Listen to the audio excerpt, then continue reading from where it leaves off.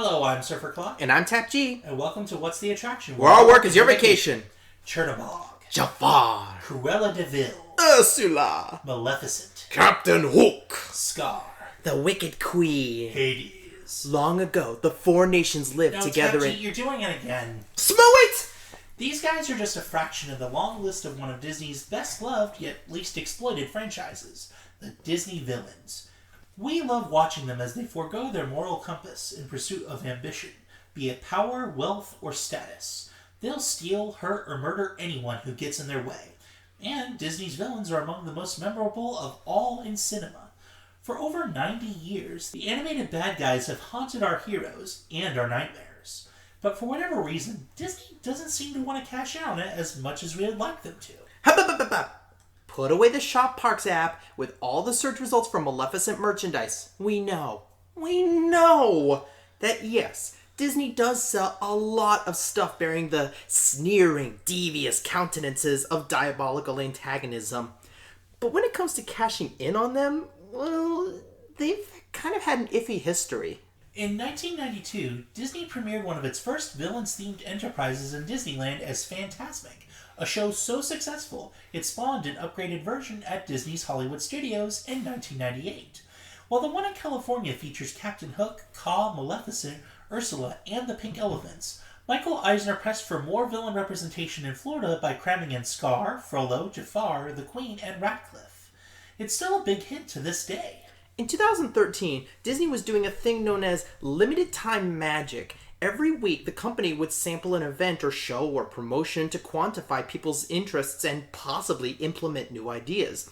One of those came in September, known as Unleash the Villains, a nighttime event at Disney's Hollywood Studios where the bad guys hosted a massive shindig with a stage show, meet and greets, and lots of exclusive merchandise. It was insane just how popular it was. Unfortunately, there was one problem. It was insane just how popular it was. The park filled to capacity before the event started. Parking was a nightmare, lines for characters were hours long, merchandise ran out pretty quickly. It was a mess of truly villainous proportions. The following year, Disney gave it another shot, only this time they made it a hard ticket event to limit the crowds. They also added characters, advertising that there were 50 villains plus Star-Lord and Gamora from Guardians of the Galaxy, and Oogie Boogie's Freaky Funhouse show, which really served to push the envelope in terms of risque and mature to what Disney could do. Surprisingly, the event was just as popular and still overwhelmed the park. Now, at this point, you would think Disney was watching with avid interest, watching the money roll in, and watching the throngs of guests pouring through the turnstiles. But if they weren't doing much with the data. That was all the way back in 2014, and here we are, 3 years later, and nothing else like it has been done. Wait, what about Club Villain? Oh, Club Villain doesn't count. But why not? Club Villain is a year-round event on select evenings where its main purpose is supposed to be to serve Cajun cuisine and alcohol, all under DJ music, and only about 5 villains are there. All for $130 a pop. The food-to-character ratio is a bit off, don't you think? Well, there's always Mickey's Not-So-Scary Halloween Party. Half the price, at least twice the villains. Sure. But keep in mind, they ditched the annual Villain Mix and Mingle with the Sanderson sisters 2 years ago. Oh, and don't forget the Villains in Vogue shop. Was that the one next to the candy shop on Sunset Boulevard at Disney's Hollywood Studios? The very one, the very same. It opened in 1998 and gradually devolved into a comic shop, then a Nightmare Before Christmas shop, and then in 2016 they just gave up altogether and it became Real Vogue, where you can get your Tsum Tsums and other plush toys. Ooh, spooky. You know, it's too bad the villains almost never come out for regular meet and greets. Yeah, weird, right? For a franchise that causes the whole park to crash like a healthcare website, Disney sure seems willing to let a potential cash cow slip through their fingers. What the smoo? I want a Horn King t-shirt. I want a Brer Fox t-shirt. I want a Kaa t-shirt. All I want is what's coming to me. All I want is my fair share. Dude, you already have like 6 Kaa t-shirts. I need one for Wednesdays. So, are you mad that there's not enough merchandise for all of the villains? Or are you mad that there's not enough stuff with villains overall? Well, don't Ratigan, Yokai, Bowler Hat Guy, Prince John, Horn King, Willie the Giant, Shere Khan, Mother Gothel, Coachman, Medusa, Madam Mim, Syndrome, McLeod, Shan Yu, King Candy, and Hans deserve some love too? Probably not Hans. Yeah, definitely not Hans. So villains are a lucrative property, that much we know. So even though you can easily get some merchandise with the Queen or Maleficent, why don't they expand on it? Why not have Maleficent out more often? Why not make the villains thing an annual event at Disney's Hollywood Studios? Oh, I'll tell you why. They already got a franchise over there with exactly one good villain, and his name rhymes with Garth Nader, and Garth Ball, and Milo Ken. From the mega hit franchise Car 4s? You want to talk villains? How about the guy who is the embodiment of the the dark side? You know how close we came to getting a 5th Disney park dedicated entirely to villains? Seriously? I thought they only went as far as the villains ride that might have replaced the Great Movie Ride. So it's not like they never considered catering to the crowd that prefers evil over good. And while a villains park might be a bit much, why don't they do anything with them? Bear with me. I got another theory. I keep telling you, string theory has nothing to do with yarn. What if they don't know what to do with them?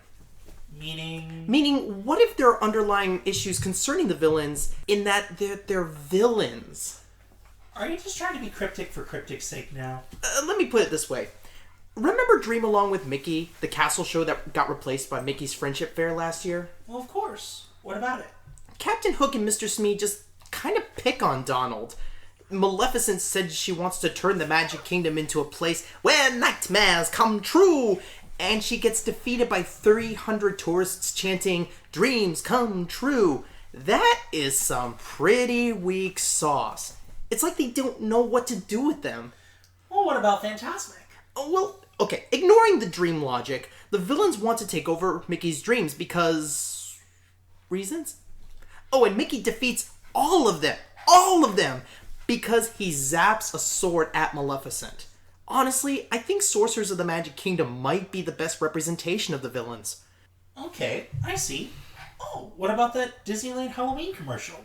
The one where they supposedly take over the park. Even some jerk with a camera pointed out that it loses credibility when you realize that all they do is ride rides.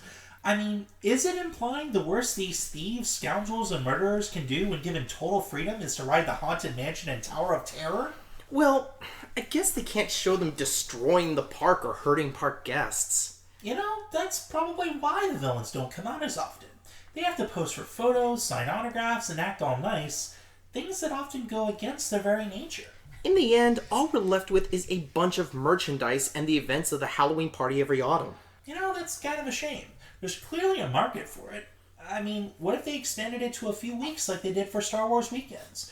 They'd probably do a lot better and ease up on all those crowds. My thoughts exactly. Hollywood Studios has been the home to Super Soap weekends and ESPN weekends and far more short-term promotion marketing events than I can count. So why are they so hesitant to extend more than a solitary night to this lucrative property? Well, if I may suggest, it's probably because while they've established a presence at Disney's Hollywood Studios, they're kind of busy focusing their efforts on Star Wars Land. But maybe someday down the line, who knows? Or we could see Disney offering more dessert parties and fancy cabanas. Okay, so maybe we shouldn't hold our breaths. In the meantime, while they're working on Star Wars Land, maybe they could raise a little capital with some Villains Weekends. You know, make that a thing. A lot of money to be made. I'm just saying. And ignoring the demand would be downright evil. Now, I'm SurferClock. And I will rule the world! And we're What's the Attraction? Where our work is your vacation.